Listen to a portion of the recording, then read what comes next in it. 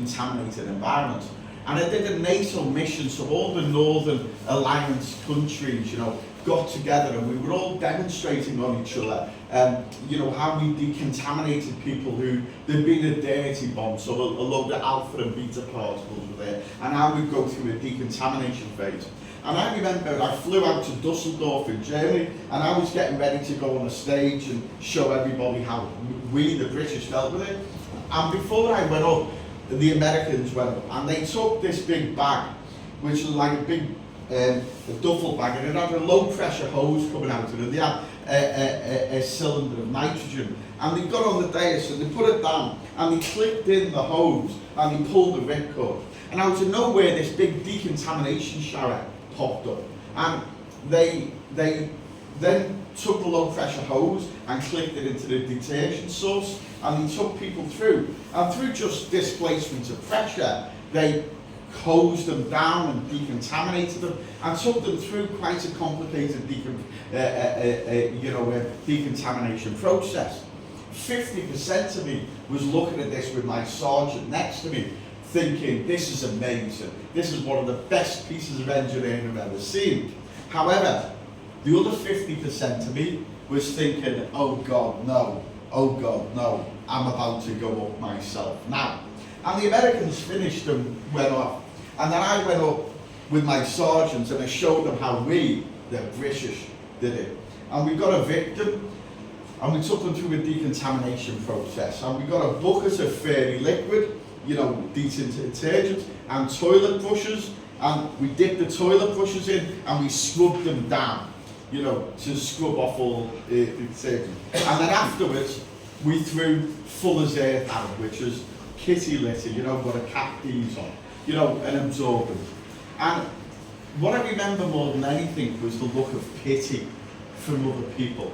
I also remember, I was glad I wasn't wearing my pistol that day, because if I had, I would have immediately just went like that and killed myself. I've never been so embarrassed to be British in my life, okay?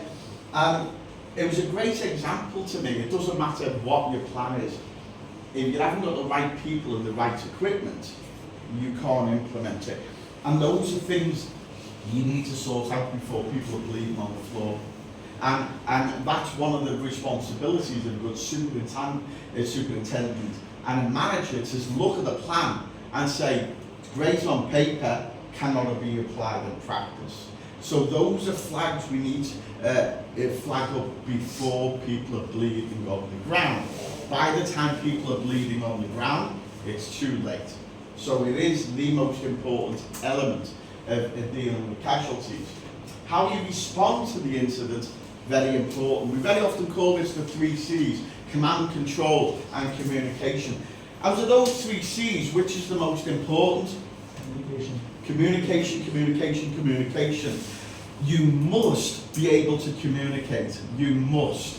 Okay? So, and very often we have layers of leadership. You have the guy on the ground, we call him, the bronze commander, then you have a silver commander, a gold commander. In the UK, we have everything that's governmentally controlled. We very often say COBRA, Cabinet Office, Briefing Rooms, Assembly. Out of those layers, who is the most important person? The guy on the ground. Because that's where you're getting all the information from. Your response to any incident is in relation to what's coming out of his mouth. So the leadership on the ground is by far the linchpin of this. And you need, he's responsible for the safety of self-esteem survivors and your own men, okay? You don't waste the lives of your own people, okay? Putting your own people in danger is an unforgivable sin. I've done quite a few things where I've asked people to do things, and I knew there was real danger, and I've had people die doing things I've ordered them to do, and it's a big burden, and you must understand that if you're a leader, you've got to be able to sleep at night. So you should only ask somebody to do something that is absolutely necessary, It's and good assessment or triage. Triage is, a French word that means to sieve or to sort. For hundreds of years now, this word has been applied to casualty management. And then the most important phase is the recovery. It's about the survival of the many. It's a very important concept, this. So, you've got the relative right amount of people getting transported and the right amount of people getting treated. So, it is a numbers game. You've got to say, we've got X amount of casualties, the actions we must do must get the maximum amount of survivors possibly. Achieving that sometimes is more difficult than it seems. Now, triage, the assignment of treatment, evacuation priorities of wounded and sick, and each echelon of medical care. The thing you've got to understand is when you've got a major incident, it's going to be chaotic. And human beings in critical situations do not think logically. You may be aware, that if you've ever been in a very stressful situation, you get people literally going to pieces, okay? And the truth is, in critical situations, our creative thought, our cerebrum, goes on a holiday. Our cerebrum's only got a couple of 100,000 years of evolution. You go on your medulla oblongata, your amygdala, your cerebellum. Now, that's your lizard brain. That's been around since the age of dinosaurs. That's where your instinct is. And many people's instinct is to run.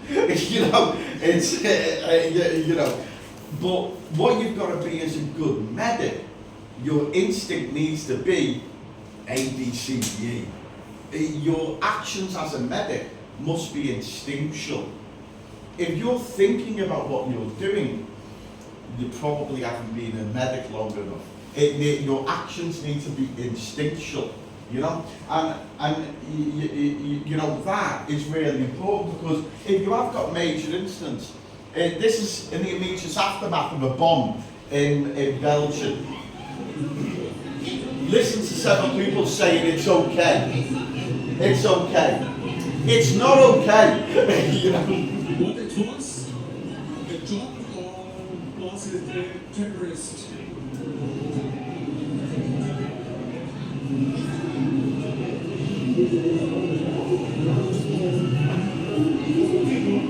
The soldier can also do nothing.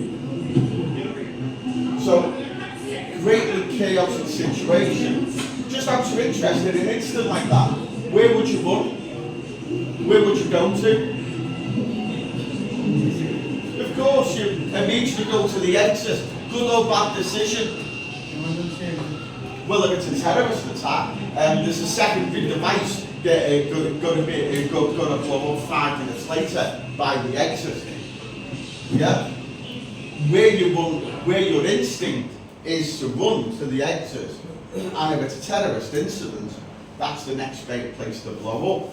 Strangely, they even put tertiary devices now in the A&E department closest to where, and we've discovered that the minute there's a terrorist instance, search your A&E department, because there's something there that's going to go boom as well, which is terrible when you think about it, but it is what it is. And when we triage people, the idea of triage was invented during the Napoleonic Wars. So this information I'm giving you now is about 210 years old. So and this process hasn't changed much in 200 years. We'll separate people into categories. T1, people with critical or life-threatening injury that may die straight away. People, T2s, urgent, needs early resuscitation or hospital-based support, but some delay is acceptable.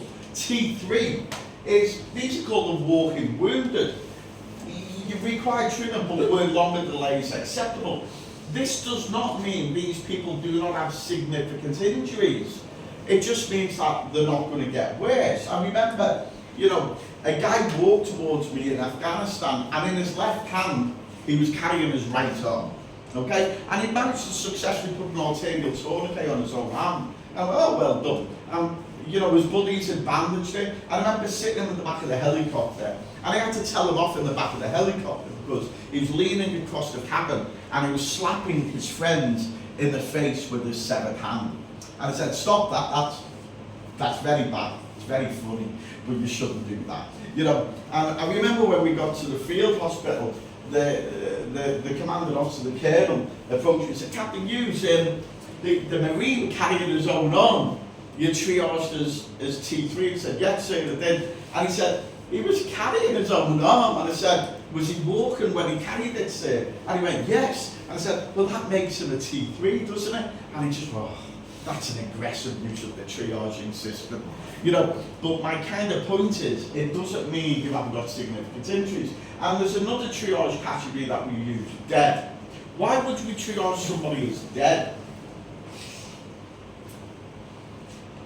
Well, if somebody's got a big sign on them saying dead, then it stops other people triaging them. Now, the reason why we developed this is, do you know if you've got somebody lying on the floor screaming, what do we know about that person lying on the floor? He's in pain. He's in pain, yes. So, and you need to go and help him, yes? No, you're a medic. What do we know about somebody that's screaming?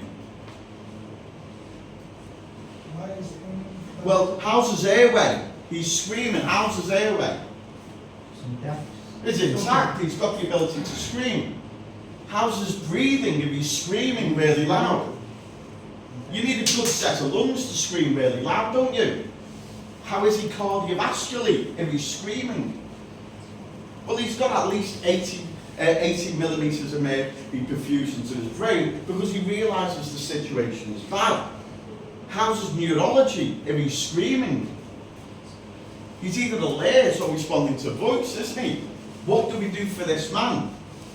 We step over him and we go to the man lying silently, making no noise. Because the worst noise you can make in medicine is silence. Okay? And that goes against human instinct. It really does. But it's very important as a medic that you're able to do that. Okay? Another triage category that we've developed is T4. You know, someone who's expected, casualty who's likely to die despite treatment. And this is very, very difficult, okay? You may have one casualty that may take about 3 or 4 medics to look after, and you may have 5 other injured people. And you may have to make a judgment call. Do I spend all my resources on this man, or do I treat other people? And when I say resources, what resources am I talking about? My fluid, my drugs, my oxygen. What's the most finite resource you have? You, the amount of medics. And sometimes you've got to say, well, can I do it? And I've had to do this many times. Every single person I'm classed as a T4 was a member of the Taliban. I was able to skip over the top, you know, and you know, but I can cope quite well ethically with that, you know, and it is very, very difficult, you know, you know, but and how do we triage somebody, you know? Well, do they have a catastrophic hemorrhage, yes or no? If the answer is yes, they're bleeding everywhere, they're a T1. By the way, whenever I'm triaging people, I'll very often have about 4 or 5 arterial tourniquets and about 5 nasopharyngeal airways. If you're ever going to carry anything immediately, you want to carry a roll of duct tape, arterial tourniquet, and a nasopharyngeal airway. You'll be amazed how useful those 3 pieces of kit are, okay? So I would carry a load of arterial tourniquets and nasopharyngeal airways. You may notice I do not like oropharyngeal airways. So, T1 casualty, place on the arterial tourniquet if you can. And then ask yourself, are they injured, yes or no? If the answer is no, then instruct them to help, okay? Are they walking, yes or no? Well, if yes, and they've got injuries, then a T3 casualty. If they're not walking, which means you've got somebody on the floor, are they breathing, are they unresponsive, or not breathing, or a member of the Taliban? Then they've advanced life support, so you can resuscitate this person. In the military, if somebody's on the floor unresponsive, not breathing, we do not touch them. You know, they are beyond the help at that point, okay? So if they are responsive, what's their level of conscious level? Figure out what their AV is, okay? So I would say if they're P or U, automatically you're a T1, place in a basic airway. So even as a triage guy, I'll go T1, basic airway, and then triage. Once you've got past that stage, what's their breathing rate? Is it not compatible with life? Respiratory rate below 8? Yeah? So automatically T1. If your respiratory rate was in normal levels, cardiovascularly, did they not have a radial pulse, or did they have a heart rate above 120? You're automatically a T1. Everybody else is a T2. What you may notice about this, you have to be practically well to be classed as a T2. Okay? So if somebody's walking around with injured, they're a T3. If somebody's on the floor and just looks awful, they're a T1. You know, which means the process of triage is actually very, very quick. You know, this is a very quick and effective system. And very often when we do this triage, we use a card system, a triaging card system. And we'll physically label somebody, so even from a distance you can see T1, T2, and we'll colour code patients. There's multiple systems you can use for this. And the reason for this is to sort of weed from the chat. We'll put the dead to one side, the T3s to the other. We can come to them in a bit. And we do something called casualty nesting. All the T1s we'll put together, all the T2s. There's several reasons for that. The T1s can be looked after by somebody with critical capability. So I can look after 4 T1s on my own, you know? And they also get priority for evacuation. And the T2s can wait a little bit longer. Now, when you look at this purely from a statistical point of view, you figure out that patient's outcomes are a lot better.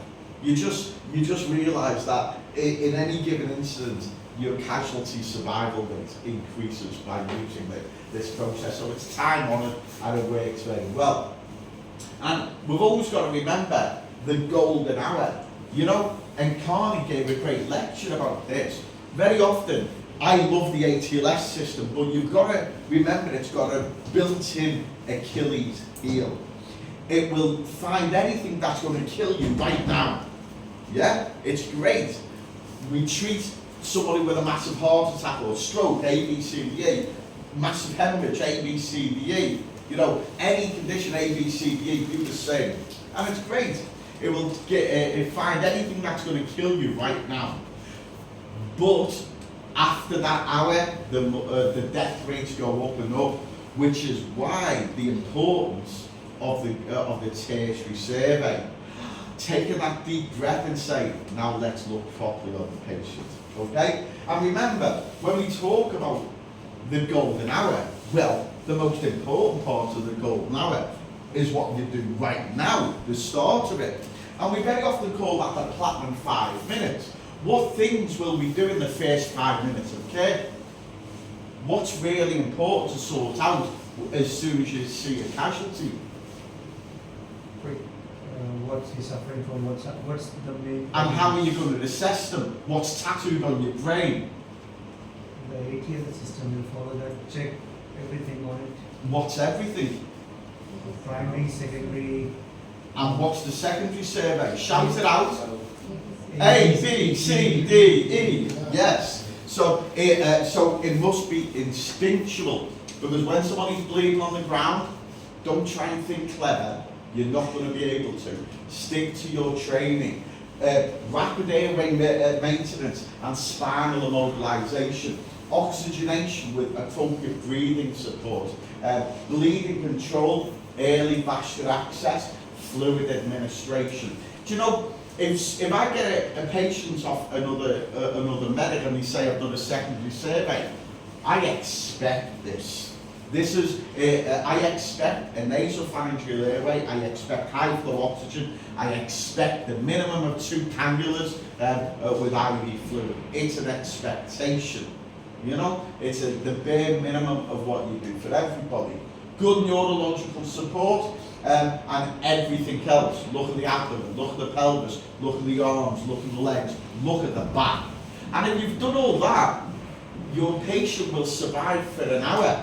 You know, you'll be able to get to that, you know, golden hour phase. And the great thing about that, you know, our aim is to get through that and then tertiary survey or evacuate them.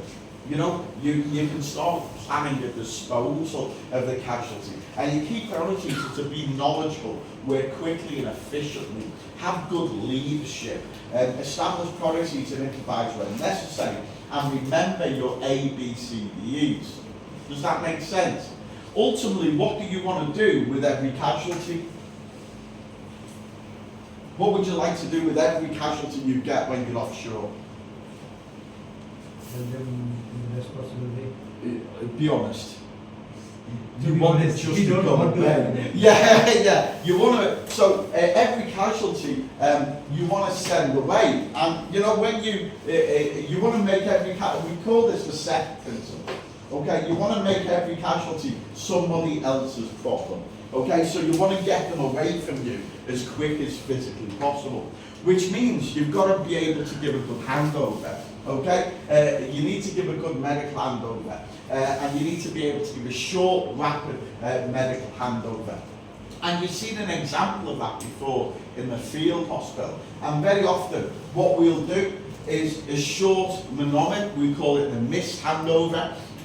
Which list the mechanisms of injuries found or suspected, signs and symptoms in ABCD format, and treatments very often in ABCD format. And this isn't a long affair. You want to be able to hand over very quickly. So I'll give you an example, okay?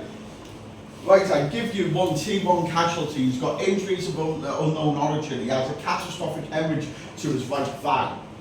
Okay, his airway was in a state of collapse. He had bilateral air entry, only breathing 4 breaths per minute. He didn't have a radial pulse. He had a femoral pulse of 180 beats per minute. He had a catastrophic hemorrhage to his right thigh. Neurologically, his pupils were even reacting to light. He was only responding to P on the ACPU scale, and we found no other injuries. Okay, we placed on an arterial tourniquet 3 inches above the bleeding site on his right thigh. We placed in a size 4 eye gel. We ventilated with oxygen on the bag of mass valves and upgraded it to a new pack ventilator. We placed in 2 18-gauge cannulas in his right arm, and we gave him a fluid challenge. He needed a rapid sequence induction of fentanyl, propofol, and rocuronium, and we kept on giving him little bits of propofol. We put a dressing on his right thigh. I hand over. Goodbye. Okay? And then you run away. You know, so being able to hand over the casualty is a very important skill. Does that make sense? Yeah. Any questions? I'm very aware we're about 30 minutes behind. So would you guys like to have some fun? The fun's always for me. So the answer there is yes, okay. Right, could I ask you to put your pants down and just, and first, we're just going to do this, okay? So, could you just put that on your chest, my friend? Oh.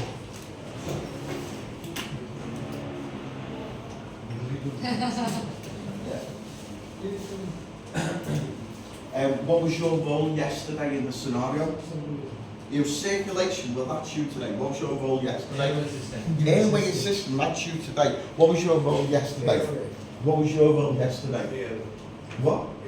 What was your role yesterday? You're to run it, well today that's your job. Okay? So who? You've got a role. What was your role yesterday? Airway. Okay, well today you're on circulation. Hello. What was your role yesterday? Airway, wasn't it? Well, today you were airway system. Yeah. And today, you're airway. So everybody's got a different role from what they were on yesterday. And guys, what we're going to do now is you're going to have a situation with multiple casualties. Okay? I can tell you, you've got 2 casualties that have been on the deck of a DSV. There's been a heli strike, which has involved an explosive incident as well. Okay, a heli strike. They've been coming to the beating blades of a helicopter. Is that going to be good or bad? Very bad. Very bad. Do you reckon I've seen this?